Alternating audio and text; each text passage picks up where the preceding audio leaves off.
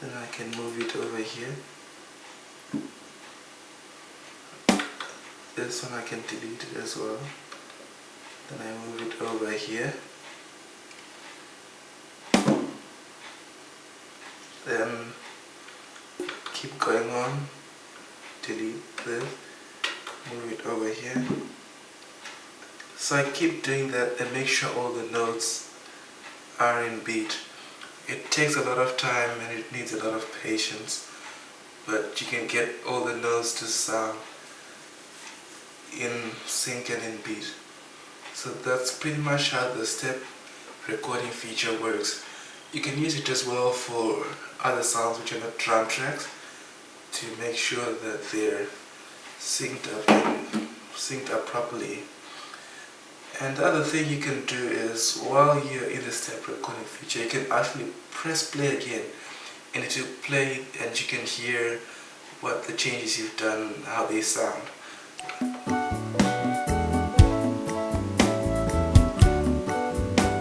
So I can actually add more drum sounds while it's playing in the step recording feature.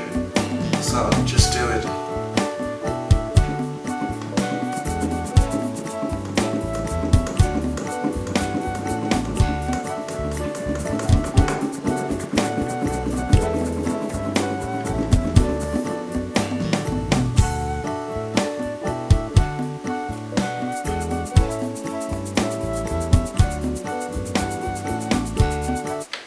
That wasn't meant to be perfect, but just to show you how you can use it. So I've shown you the 3 different ways of recording, which is the overdub, the replace, and the step recording feature. That's pretty much it, how you record in pen mode. So I've shown you these as the 16 tracks, these bottom 2 rows. The first 2 rows are sections of the pattern. So this will be section A, B, C, D, E, F, G, and so on up to section P. So what I've done is I've recorded 16 tracks to section A. I can record those 16 tracks as well to section B. So each section plays independently. You can't have 2 sections playing at the same time. So the reason why you would have sections, you would take it more like a song, how you got a verse, then you got a chorus, you got a bridge, then you got different parts of the song. So each section can be one part of a song.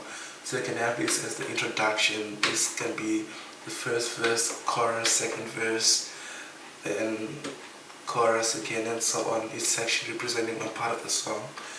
So what I've done is just record one section.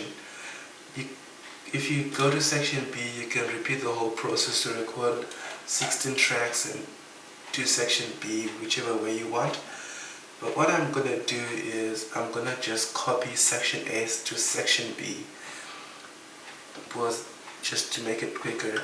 So if I go to the job mode, I can go to the pattern tab, which is function 6 over here. Then I go to where it's written copy pattern, then I can press enter. Let me show you.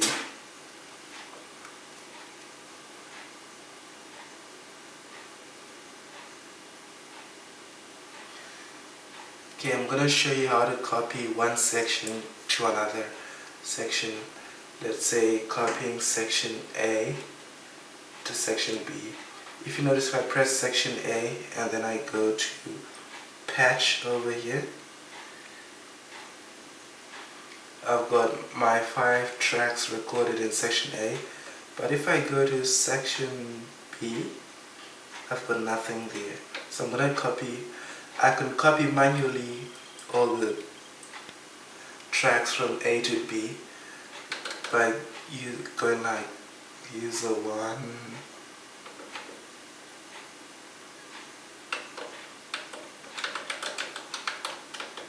user 2, that kind of thing. But if I had all 16 tracks, it would take a whole lot of time. So what I'm just going to do is I'm going to copy the whole section A to section B. So I go to the job button over here, I press it, I go to the pattern button, which is F6, then I go to copy pattern and I press enter, and then you come up with this screen over here. The one over here represents the pattern name, so I'm gonna copy from pattern number 1 to pattern number 1. Then I'm gonna copy section A, so I highlight all and change it to section A. I'm gonna copy section A to section B, so I'm gonna change this to B. So I've now got section A being copied to section B, and then all the preset phrases are gonna be saved in section B as if they were a user phrase. You can change all these settings if you want to, but basically once you've changed this to A and changed this to B, and you're copying from inside pattern 1 from pattern 1 to pattern 1, you're basically done. So all you have to do is press enter, and then it will ask, are you sure? And yes, we are sure. So you're done. If you press the exit button, then you go back to patch, then you go to section B. Notice now I've got all the tracks that are in section A and section B. But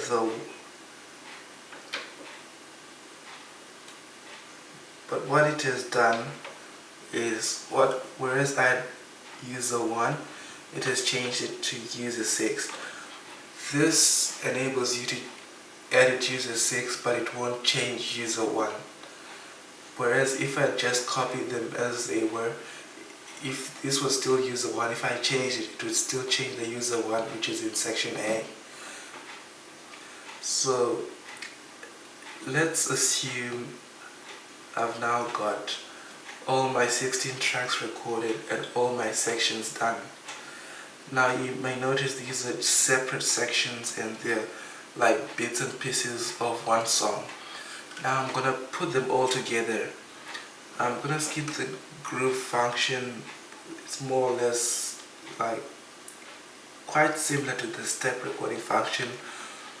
I'm gonna skip this as well. I'll show you the patch, the remix, you can play around with it. I'm gonna skip to the chain tab over here, which is F6.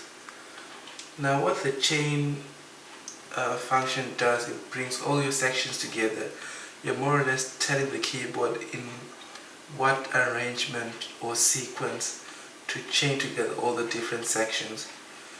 In my case, I've just got section A and B, so I'm gonna chain section A so that after section A finishes, it should go to section B on its own. So, and I know section A goes for 8 measures, so what I do is I press the record button, and then once you press record, you got 3 different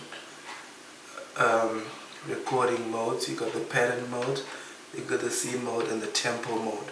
The tempo mode is usually when you want to record tempo changes inside the song, or set the tempo of the song. It's always set at 120, even though you might have recorded at a different tempo. It's always set at 120 once you hit the chain mode.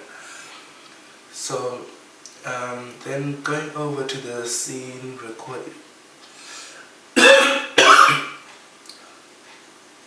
if you go to scene over here, what it does, it records whatever changes you do during the song. Let's say during the song I mute these tracks, and then later on I unmute them. These changes are saved. If I play around with the knobs over here, whatever I do gets recorded as well and saved into the song. So that's what the scene record does. Then the final one and the most important one is the